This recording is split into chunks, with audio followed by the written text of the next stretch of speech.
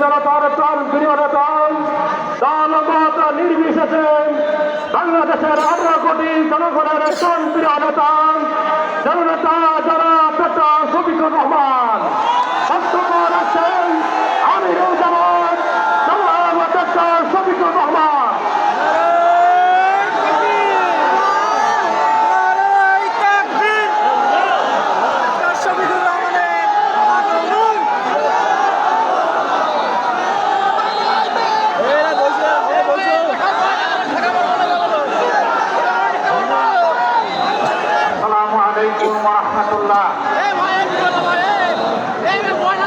স্লোগানের ভিড়ে সালাম হারিয়ে গেছে, আবার সালাম দিচ্ছি। আসসালামু আলাইকুম ওয়া রাহমাতুল্লাহ। আলহামদুলিল্লাহি রাব্বিল আলামিন ওয়াসসালাতু ওয়াসসালামু আলা রাসূলিল কারীম ওয়া আলা আলিহি ওয়া সাহবিহি ওয়া আহলি বাইতি আজমাইন। বাংলাদেশ জামাত ইসলামী শহীদানের মার্কাজ ঐতিহ্যবাহী সাতক্ষীরা জেলা শাখা আয়োজিত আজকের এই কর্মী সম্মেলনের সম্মানিত সভাপতি, সম্মানিত জেলা আমির, উপস্থিত বিশেষ অতিথিবৃন্দ, বাংলাদেশ জামাতে ইসলামীর নির্বাহী পরিষদের অন্যতম সদস্য, সাতক্ষীরা মাটি ও মানুষের প্রিয়জন জনাব অধ্যক্ষ ইজ্জতুল্লাহ, অন্যতম সদস্য নির্বাহী পরিষদের জনাব মোবারক হোসেন, সাতক্ষীরা মাটি এবং মানুষের নেতা এবং প্রিয়জন জনাব আব্দুল মালিক সহ আঞ্চলিক নেতৃবৃন্দ এবং সাতক্ষীরা প্রিয় সহকর্মী ভাই ও বোনেরা, আমি ভাইদের জন্য কিন্তু বাসার আঙ্গিনায় আসার পথে অনেকগুলো সাদে উৎসুক বোনদেরকে আমি দেখতে পেয়েছি। আজকে তাদেরকে আমরা মাহরুম করেছি বলে দুঃখিত। আগামীতে তাদের জন্য কোনো আয়োজন করা হবে বলে আমি প্রত্যাশা রাখি ইনশাআল্লাহ। আপনারা সবাই কেমন আছেন? আল্লাহ রাব্বুল আলামিন ইজ্জতের সাথে আপনাদেরকে ভালো রাখুন। এই মাটিকে আমরা খুব ভালোবাসি। কোরআনের পক্ষে কথা বলতে গিয়ে, আল্লাহ দ্বীনের পক্ষে কথা বলতে গিয়ে, মুসলিম নেতৃবৃন্দের পক্ষে কথা বলতে গিয়ে বাংলাদেশের কোন জেলা এত বেশি জীবন এবং রক্ত উপহার দেয়নি। এই জন্য সাতক্ষীরার অবস্থান বাংলাদেশ জামাতে ইসলামের কাছে অনন্য উচ্চতায়। আল্লাহ তাআলার দরবারে দোয়া করি, আল্লাহ তাআলা ক্রমাগত ভাবে যেন এই জেলার মর্যাদা বৃদ্ধি করে দেন। সম্মানিত ভাই ও বোনেরা, বাংলাদেশ আমাদের প্রিয় জন্মভূমি। আল্লাহ তাআলার বড়ই মেহেরবানি, দুনিয়ার খুব কম জায়গায় এরকম সুজলা সুফলা শ্যামল দেশ মানুষ পেয়ে থাকে। আমরা এমন একটি দেশ পেয়েছি, মাটির উপরে অফুরন্ত সম্পদ, মাটির গর্বে অফুরন্ত সম্পদ, সমুদ্রের গর্বে অফুরন্ত সম্পদ। আমাদের এই সম্পদগুলো জনগণের উপকারে আসছে না। যারা জনগণের ত্রাতা হয়ে কর্তা হয়ে বিভিন্ন সময় দেশ শাসন করেছেন, জনগণের সম্পদ সুকৌশলে চুরি করে তারা তাদের পকেটে ঢুকিয়েছে। এই জন্য বাংলাদেশের জনগণ তাদের প্রাপ্য হিস্সা পায়নি, সুষম উন্নয়ন হয়নি। 15 সালের দিকে কোনো এক রমজানে আমি ঈদ উদযাপন করতে এসেছিলাম এই জেলার শহীদ পরিবারগুলোর সাথে। সকাল 9:30 থেকে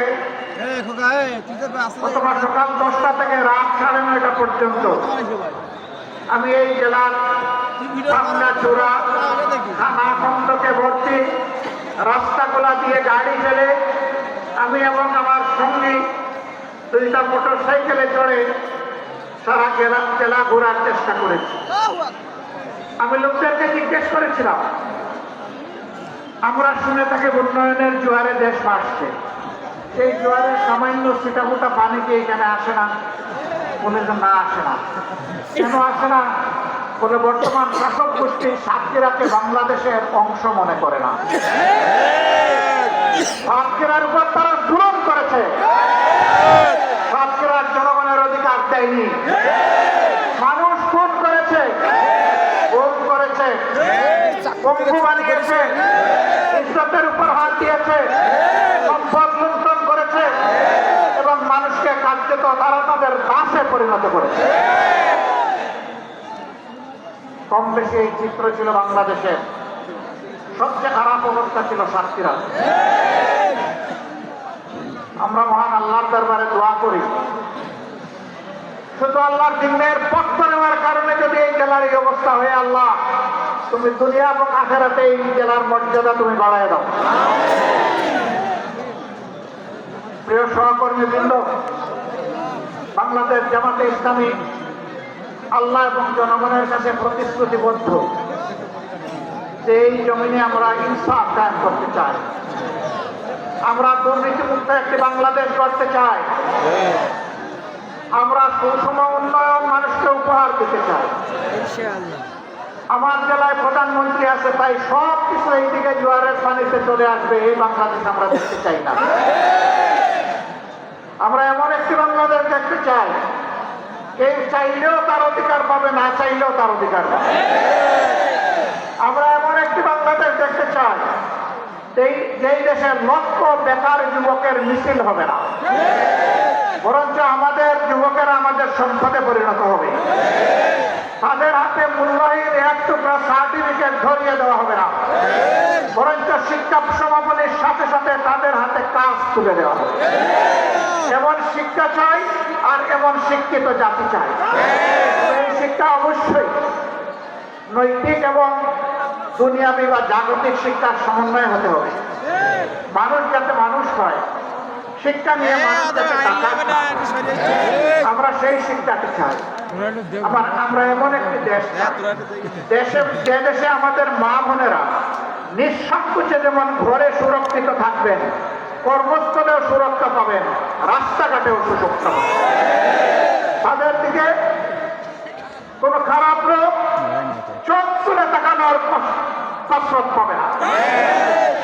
তারা ইজ্জতের সাথে মর্যাদা, তাদের দক্ষতা দিয়ে দেশের উন্নয়নে তারাও ভূমিকা রাখবে। নবী করিম সাল্লাল্লাহু আলাইহি ওয়াসাল্লাম মানব জীবনের সবচেয়ে ঝুঁকিপূর্ণ কাজেও মহিলাদেরকে শরীক করেছে। সেই কাজটি হচ্ছে যুদ্ধ। যুদ্ধে মারা পুরুষের পাশে থেকে তারাও যুদ্ধ করেছে। বিশেষ করে বদর যুদ্ধের কঠিন দিনে আমি প্রায় এই উদাহরণটা দিয়ে থাকি। যখন কাফেররা আল্লাহ রাসূলের খুব কাছাকাছি চলে এসেছিল তাকে হত্যা করার জন্য, যখন পুরুষ যোদ্ধারা দিক দিক কিছুটা জ্ঞান হারিয়ে ফেলেছিলেন, তখন একজন মা চতুর্দিকে ঘুরে ঘুরে আল্লাহ রাসূলকে বেষ্টনী দিয়ে রেখেছিলেন। যখন শেষ হয়েছে, তার শরীরে 37টা তীর ঝুলন্ত অবস্থায় ছিল, 70টা কঠিন আঘাত ছিল। রাসূল করিম সাল্লাল্লাহু আলাইহি ওয়াসাল্লাম বলেছেন, শত্রু যখন সামনের দিক থেকে এসেছে তখন শত্রুর তীর আর আমার মাঝখানে ছিল আল্লাহর এই বান্দি। যখন পিছন দিক থেকে এসেছে ছিল আল্লাহর বান্দি। ঘুরে ঘুরে আল্লাহ রাসূলকে কিভাবে তিনি রক্ষা করবেন? ডাইনে এসেছে ডান দিকে, বামে এসেছে বাম দিকে। আমাদের সেই সর্বোচ্চ ইজ্জতের মর্যাদাবান মায়ের নাম ছিল হযরতে মুসাইবা রাদিয়াল্লাহু তাআলা আনহা। যদি যুদ্ধের এই কঠিন ময়দানে আল্লাহ রাসূল তাদের জন্য কর্মক্ষেত্র সৃষ্টি করে দিয়ে থাকে, আমরা কে তাদের হাত বন্ধ করা? আমাদের ব্যাপারে ইসলামের প্রতিপক্ষ শক্তিরা অপপ্রচার চালায়। জামাতে ইসলামী ক্ষমতায় গেলে মহিলাদেরকে ঘর থেকে বের হতে দিবে না, আর যদি দেও আস্তে করে এনে জোর করে একটা বুর্কা করে, জোর করে পড়ানো লাগবে না। যে দেশে ইসলাম কায়েম হবে, এদেশের মানুষেরা, মায়েরা আনন্দের সাথে সেদিন তারা ইজ্জতের জন্য তাদের সম্মানের মর্যাদার পোশাক পরিধান করবে। তারপরেও আমরা তাদেরকে কথা দিচ্ছি, নিশ্চয়তা দিচ্ছি, আর উপর জোর কাটানো হবে না। কারণ এই দেশে শুধু মুসলমানরা বসবাস করে না, অন্যান্য ধর্মের লোকেরাও বসবাস করে।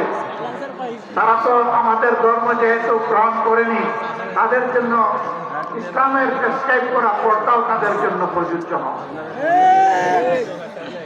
তারা যদি ইসলামের সৌন্দর্যে অবগত হয়ে ইসলাম কবুল করে সেটা ভিন্ন কথা, তাদেরকে ইসলাম গ্রহণ করতেও কাউকেই বাধ্য করা হবে। সম্মানিত সহকর্মী, এই দেশে শুধু মুসলমানরা বসবাস করে না, হিন্দু, খ্রিস্টান, বৌদ্ধ ধর্মের লোকেরাও বসবাস করে। আমরা এমন একটি দেশ চাই যে দেশে মসজিদও পাহারা দেওয়ার প্রয়োজন হবে না, মন্দির এবং মঠও পাহারা দেওয়ার দরকার, গির্জা পাহারা দেওয়া লাগবে না। সকল ধর্মের লোকেরা তাদের আপন আপন ধর্ম তাদের মতো করে শান্তিতে নিরাপত্তার সাথে তারা পালন করবে। আলহামদুলিল্লাহ, আমাদের দেশটি সাম্প্রদায়িক সম্প্রীতির একটি চমৎকার বাগান, কিন্তু আমাদের বাগানে মাঝে মাঝে ভুতুম পেঁচা ঢুকে পড়ে। এই ভুতুম পেঁচাদের ব্যাপারে আমাদেরকে সতর্ক থাকতে হবে। আমরা এই সম্প্রীতি নষ্ট করতে দেব না। ইনশাআল্লাহ আমরা এমন একটি বাংলাদেশ গঠন করতে চাই যেখানে মানুষকে তার শিক্ষা কিংবা কাজের ধরন থেকে মর্যাদা দেওয়া হবে না, বরঞ্চ প্রত্যেকটা মানুষকে আশরাফুল মাখলুকাত হিসেবে মর্যাদা দেওয়া হবে। আমার দেশের একজন পরিচ্ছন্নতা কর্মী, তিনিও আমার ভিআইপি। তারা যদি 3 দিনের জন্য তাদের কাজ বন্ধ করে, আমরা কেউ ঘর থেকে বের হতে পারবো। তাদের এই কাজ, কঠিন কাজ আমি করতে পারবো না। তারা কষ্ট করে এই কাজটা আমাদের করে দেন, আমি তাদেরকে সেলিউট দেন। সে আমার ভাই, সে আমার বোন, সে আমার এই সমাজকে চালু রেখেছে। যে ভাইটি আমার রিক্সা চালিয়ে জীবন নির্বাহ করে, ও রিক্সা না চালাইলে আমি আমার কর্মস্থলে যেতে পারবো না, আমি তাকে সেলিউট দেব। আমি দেখবো না তিনি রিক্সাওয়ালা, আমি এটাও দেখবো না তিনি একজন অতি সাধারণ কম শিক্ষিত মানুষ, আমি তাকে তার কাজের মর্যাদা দেব। এইভাবে সমস্ত মানুষ, মুটে মাঝি কুলি, যে যেখানে আমরা আছি, শ্রমিক, কৃষক, আপামর জনতা, বিভিন্ন পেশাজীবী, যার যার পেশায় তিনি মর্যাদা এবং দায়িত্ববোধের সাথে দায়িত্ব পালন করবেন ইনশাআল্লাহ। সেই সম্প্রীতির বাংলাদেশ যদি আমরা গঠন করতে পারি, তাহলে এই সম্প্রীতির বাংলাদেশকে রোকার সাহিত্য কারোই থাকবে না। সেই জন্য আমরা চাই জাতীয় স্বার্থে দল এবং ধর্মের ঊর্ধ্বে উঠে আমরা থাকবে, সেই ইস্পাত কঠিন জাতীয় ঐক্য আমরা চাই, যেখানে উলামায়ে কেরাম মর্যাদা পাবেন, পেশাজীবীরা মর্যাদা পাবেন, সকল শ্রেণী পেশার মানুষ মর্যাদা পাবেন। এই যে 24-এর স্বাধীনতা এসেছে এমনি এমনি আসেনি ভাই। 2006 সালের 28 অক্টোবর স্পষ্ট দিবালোকের লোকে পরীক্ষা দিয়ে আদম সন্তানদেরকে হত্যা করার পর যখন তাদের নিতর দেহ পড়ে পাচ্ছিল, তখন তার উপর উঠে বিকৃত রুচির ওই খুনিরা তখন তারা লাফালাফি করেছিল। সেই দিন বাংলাদেশ পথ হারিয়েছিল। সেই পথ হারা বাংলাদেশ দীর্ঘ ত্যাগের পর আবার আল্লাহর অশেষ মেহেরবানিতে 2024 সালের 5 আগস্ট আবার তার পথে ফিরে এসেছে। এর মাঝে অনেক রক্ত দিতে হয়েছে। 57 জন কমিটির দেশ শ্রমিক চৌকস সেনা অফিসারকে খুন করা হয়েছে। 2009 সালের 25 এবং 26 ফেব্রুয়ারি ঢাকার পিলখানায় তৎকালীন বিডিআরের সদর দপ্তরে। এরপরে জামাতে ইসলামের নেতৃবৃন্দকে দফায় দফায় খুন করা হয়েছে। 2 জন সাবেক আমিরে জামাত সহ 11 জন কলিজার টুকরো আমাদের মাতার তার শীর্ষ নেতৃবৃন্দকে বিচারের নামে জুলুম করে খুন করা হয়েছে।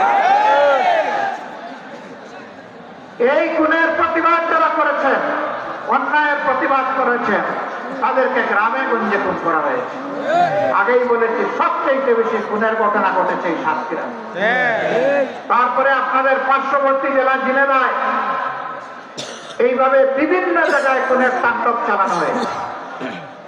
ভাই ও বোনেরা, সর্বশেষ এই বছরে 1 জুলাই থেকে শুরু করে 5 আগস্ট পর্যন্ত পুনের বন্যায় বাংলাদেশকে ভাসিয়ে দেওয়া হয়েছে। বৈষম্য বিরোধী ছাত্র জনতা রাস্তায় নেমে এসেছিল।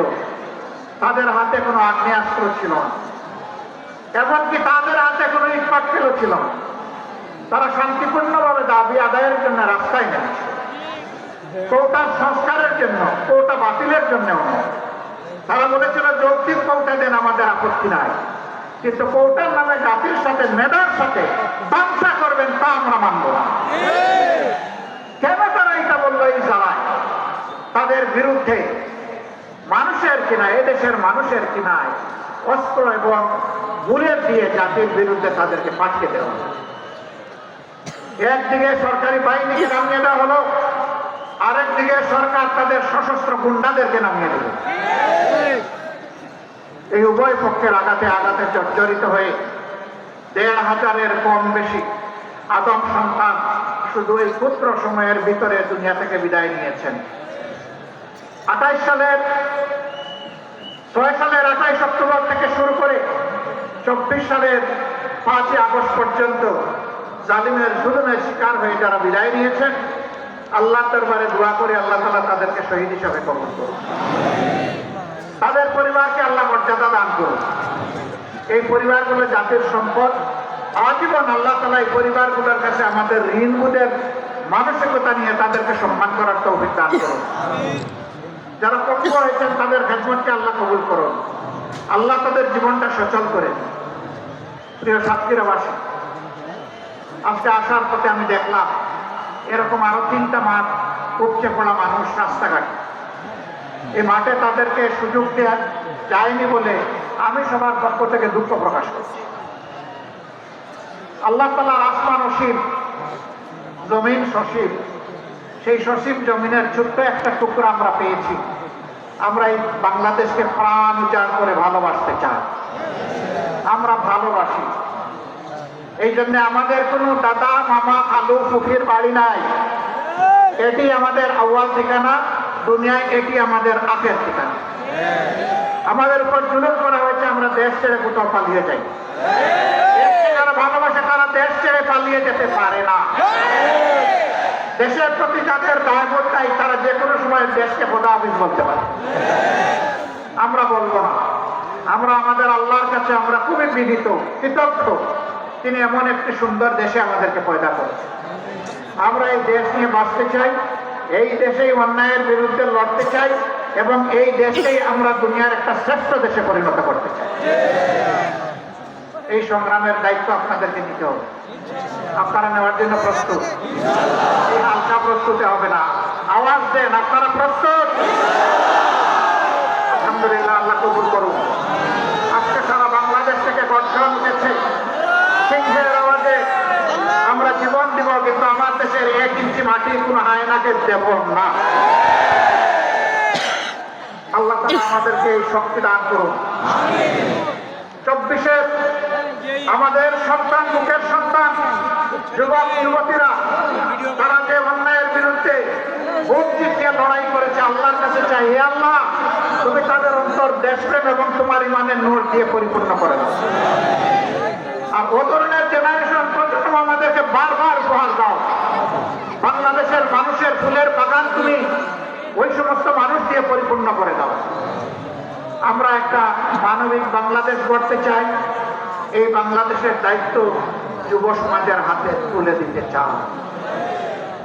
এই যুব সমাজই ভবিষ্যতের বাংলাদেশ। আপনারা সবাই দায়িত্ব তুলে দিতে রাজি আছেন? যারা বয়স্ক তারা কি মন খারাপ করলেন? একবার এক সন্তানকে সম্বর্ধনা দেওয়া হচ্ছে তার কৃতিত্বের জন্য। তো ছেলের ব্যাপারে অনেক কিছু বলা হয়েছে। বাপকে কেউ চিনে না। বাপ এতক্ষণ চিন্তা করলো, কি রে আমারে কেউ একটু স্মরণ। যখন তার হাতে ক্রেস্ট তুলে দেওয়া হবে, বাপ দাঁড়িয়ে বললো, আমার একটি কথা আছে। এত সময় আপনারা যাকে সম্বর্ধনা দেওয়ার জন্য অনেক প্রশংসা করেছেন, দেখতে হবে ছেলেটা কার। আলহামদুলিল্লাহ, এক কথা প্রায় সব কিছু বুকের ভিতরে এসে গেছে। বুকের ছেলে যেমন বুকে থাকে, বুকের ছেলের কৃতিত্ব তেমন বাবার বুকে চলে আসে। কাজেই আমরা আমাদের সন্তানদের নিয়ে গর্বিত, আলহামদুলিল্লাহ। এমন সন্তান আল্লাহ আমাদেরকে দান করেছেন বলে আমরা আল্লাহ শুকরিয়া দেই। সেই বাংলাদেশে আমরা চাচ্ছি, আমরা ইনশাআল্লাহ আমাদের সন্তানদেরকে সঙ্গে নিয়ে বুকে ধারণ করে আগামীর দায়িত্ব তাদের হাতে তুলে দেব। এই বাংলাদেশ আমরা চাই, এই বাংলাদেশ আপনারাও চান, তাহলে ঘরে ঘরে আওয়াজ ছড়িয়ে দিন। আমাদের কথা খুব সংক্ষিপ্ত, আগেও বলেছি, আল্লাহ যেহেতু এই দেশটা আমাদেরকে দিয়েছেন, আমরা এই দেশটাকে পৃথিবীর একটা শ্রেষ্ঠ দেশ বানাতে চাই ইনশাআল্লাহ। কিন্তু আমাদের আকাশে আজকের মেঘের কথা বলছি না, কালো শকুন এখনো ঘোরাফেরা করতেছে। এই শকুনের দিকে তীক্ষ্ণ দৃষ্টি রাখতে হবে। কোনো শকুনকে মাটিতে নামতে দেওয়া যাবে না। আপনারা টের পাচ্ছেন মাঝে মধ্যে ফুসফাস, হ্যাঁ, আমরা ধৈর্যের পরিচয় দিয়েছি, ওরা আমাদের ধৈর্যের সুরসুরি দেয়, যেন আমাদের ধৈর্যের বাঁধ ভেঙে তাদের মতো কাণ্ড জ্ঞানহীন আমরা কিছু করে বসি। ওরা বলেছিল আওয়ামী সরকারের পতন হলে মাত্র 2 দিনে 5 লক্ষ মানুষ প্রতিপক্ষের লোকেরা খুন করে ফেলবে। এটা কি বাংলাদেশে হয়েছে? কেন হয় নাই? ওরা কাণ্ডজ্ঞানহীন অপদার্থ ছিল, কিন্তু জাতি অত্যন্ত কাণ্ডজ্ঞান সম্পন্ন। এই জাতি কাণ্ডজ্ঞানহীন নয়, ওরা দেশকে ভালোবাসে না বলে পালিয়ে যায়। এই জাতি দেশকে ভালোবাসে বলেই ওগুলা করতে দেয়নি। অতএব আমাদের ধৈর্যের আর পরীক্ষা নিয়ে কোনো লাভ নাই। আল্লাহর পক্ষ থেকে এই জাতি ধৈর্যের পরীক্ষায় উত্তীর্ণ হয়ে গিয়েছে, আলহামদুলিল্লাহ। এই ধৈর্য আমাদেরকে অব্যাহত রাখতে হবে। যে যেদিক থেকেই আমাদেরকে উস্কানি দেব, কারো পাতা পাতে আমরা পা দিব না ইনশাআল্লাহ। ধৈর্যের সাথে সকল পরিস্থিতি আল্লাহর উপর ভরসা করে আমরা মোকাবেলা করি। আজকে আপনাদের সামনে এই শহীদ ঈদগায় দাঁড়িয়ে দুটি কথা বলার সুযোগ যে মহান মাহবুদ আমাকে দান করলেন, আমি সেই মহান মাহবুদের দরবারে শুকরিয়া আদায় করি। দেশে বিদেশে স্বৈরাচারের হাত থেকে দেশটাকে মুক্ত করার জন্য সমান তালে অনেকে লড়াই করেছেন। আমি আজকে এই জনসভা থেকে প্রবাসে অবস্থানরত আমাদের বন্ধুদেরকে বিশেষভাবে আমি অভিনন্দন এবং মোবারকবাদ জানাই। তারা লড়াই করতে গিয়ে দেশের ভিতরে তাদের আত্মীয় স্বজনকে নাজেহাল করা হয়। সাংবাদিক কনক সরোয়ার নিউ ইয়র্কে বসে বাংলাদেশের মানুষের অধিকারের পক্ষে লড়াই করেছে। তার বোনটাকে ধরে নিয়ে কিরকম তার সাথে নিকৃষ্ট আচরণ করা হয়েছে এই জাতিটার সাথে। ভাইরা, এদের মধ্যে কোনো মনুষ্যত্ব ছিল না। আল্লাহর কোরআনের ভাষায় কালানায়াম, এরকম যারা আল্লাহ বলছেন এরা যেন পশু। আরেকটা প্রশ্নে আল্লাহ বলছেন পশুটা আমি বিবেক দেই না, এই জন্য সে ভালো মন্দ বুঝে না। ওদেরকে বিবেক দেওয়ার পরে যারা এই কাজ করেছে এরা পশুর চেয়েও নিকৃষ্ট। আল্লাহর কাছে ওই জাত থেকে কিয়ামত পর্যন্ত আশ্রয় চাই। ওই জাত যেন আর ফিরে আসতে না পারে। আপনারা সবাই সজাগ থাকবেন, থাকবেন তো না ঘুমায় পড়বেন। আল্লাহ তাআলা এই জাতিকে সজাগ থেকে সকল ষড়যন্ত্র মোকাবেলা করার তৌফিক দান করুন। বাংলাদেশকে আল্লাহ তাআলা কবুল করুন। দেশের উপর আল্লাহ তাআলা রহমত নাযিল করুন, বারাকা নাযিল করুন, শান্তির ফয়সালা দান করুন। এক টুকরা কোরআনের বাংলাদেশ আল্লাহ আমাদেরকে দান করুন। আপনাদের সকলকে আজকে এখানে আসার জন্য গভীর কৃতজ্ঞতা জানাই। আল্লাহর জন্য ভালোবাসা দেন যে আল্লাহ তুমি শান্তি থাকো, আমরা শুধু তোমার জন্য আমরা এক অন্যকে ভালোবাসি। হে আল্লাহ, আমাদের এই ভালোবাসাকে তোমার জান্নাতে নিয়ে যেতে, আমরা যেন জান্নাতেও এরকম মহামিলনে মিলিত হতে পারি। রাব্বুল আলামিন, আল্লাহ তুমি আমাদের দেশটাকে একটা শান্তির দেশে পরিণত করে দাও। সবাইকে ধন্যবাদ। সাংবাদিক বন্ধুরা কষ্ট করে এসেছেন, আমাদের কথাগুলো আপনারা মেহেরবানি করে জাতি এবং আন্তর্জাতিক মহলে পৌঁছে দেবেন। আপনাদের প্রত্যেকের জন্য আল্লাহ তাআলা আপনাদেরকে উত্তম জাযা দান করুন। আসসালামু আলাইকুম ওয়া রাহমাতুল্লাহ। বাংলাদেশ জিন্দাবাদ, বাংলাদেশ জামাতে ইসলামী জিন্দাবাদ।